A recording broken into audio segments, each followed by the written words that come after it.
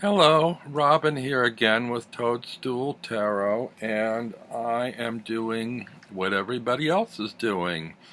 The video response to Kelly Bear's challenge, hashtag 5 decks I can't live without.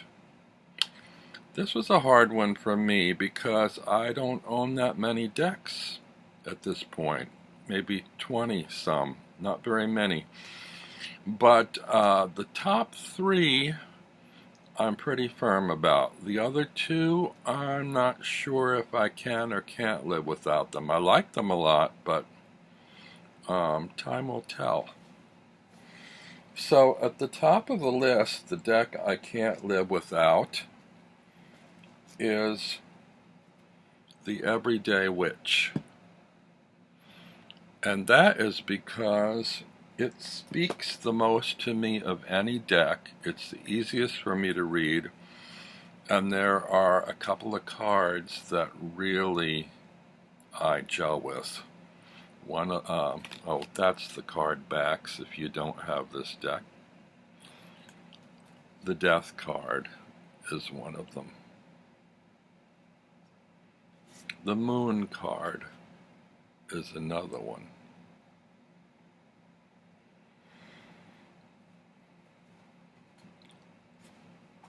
There are some others that are very, very nice. I like a lot. But those 2 cards are very, very strong for me in ways that other decks don't communicate the themes. So yeah, Everyday Witch is top of my list. Number 1 deck I can't live without. I'd be out in the cold without it. Number 2 on my list is my Smith-Waite Centennial Edition in a tin. Now, I don't know how this compares to the full-size version, but I really love decks in a tin. I like to have them in a bag, carrying them around with me where they aren't going to get, the cards won't get bent or scuffed or, destroyed somehow, just rambling around in a bag with all my other crap. But this one, I've had a few Rider-Waite type decks, and this one, it just feels the most authentic to me of any that I've seen. It has an antique-y off-white color. It's not stark. Oops. It's not stark white. It's like kind of, well, you can't tell in this light, but the cards themselves are a little more muted. The colors are bright and vivid, but even the backgrounds have a kind of a grainy look to them that's antique-y. They just kind of feel like, they have been saved, restored from Pixie's original intentions. I just haven't seen any others that I like as well. I know there are others that other people like better, but these are the ones that I like. They're a little bit glossy. I don't find them overly glossy, and I actually prefer these glossy, semi-glossy to matte. There are some decks I like matte. These I like just the way they are. This deck does come with 2 bonus cards, and I'm wondering what you all do with your bonus cards. For a while I included these in the deck as extra cards. Lately I just kind of pulled them out and left them in the tin. But this could be an extra one having to do with romance, and another one having to do with family. Just kind of, little oracle cards. Number 3 is I don't have the box handy, is my Mystical Lenormand, which I don't read as Lenormand. There's the card backs. I read it as, you know, kind of an oracle deck. I've shown it already before, and I just kind of love a lot of these images.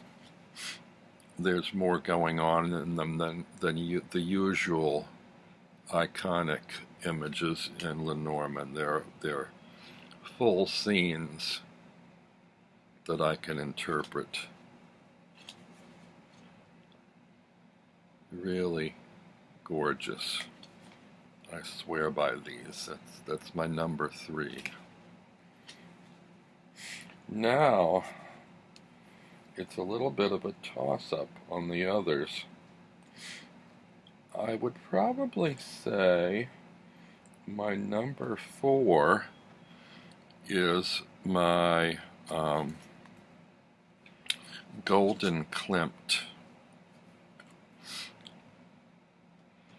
I didn't like the backs of the cards at first. I've kind of gotten used to them.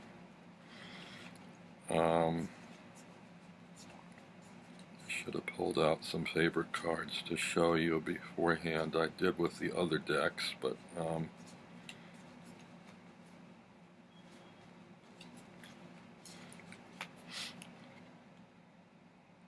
I love the little gold glittery accents on these cards. They're all pattern related. And I wanted to show you, if I can find it, the Chariot. Oh, I like this because I play a lyre, and that's quite a beautiful lyre.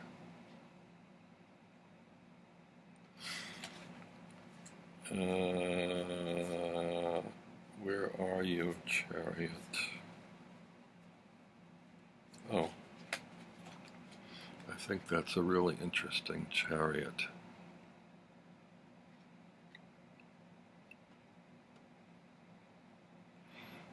These gold foil printed decks don't really show up as well in videos as they do on a table in front of you, but they are quite stunning. Yeah, so that's my number 4. My number 5, I'm not sure. It's kind of a toss-up between the Golden Botticelli. This one I love because there's sort of a filigree of golden energy around the characters. And it has my favorite little devil.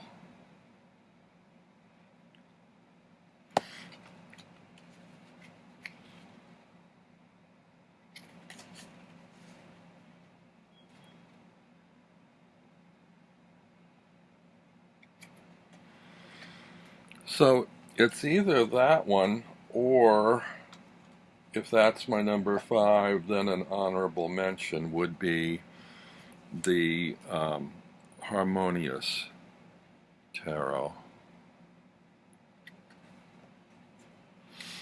I love Walter Crane's illustrations. You can see a lot of my decks are classically beautiful decks. All except, I guess, that Lenormand and the